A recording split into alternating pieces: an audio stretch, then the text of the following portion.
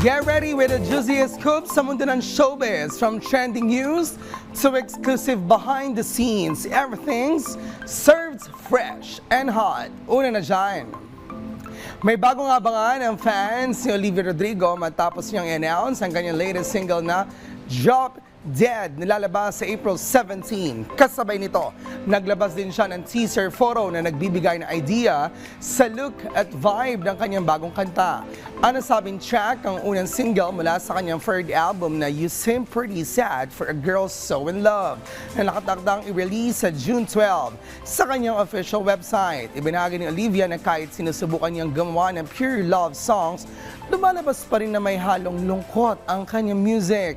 Ayon sa singer, naging kakaibang challenge ang paggawa ng album dahil masaya ang kanyang personal life habang isinusulat ito.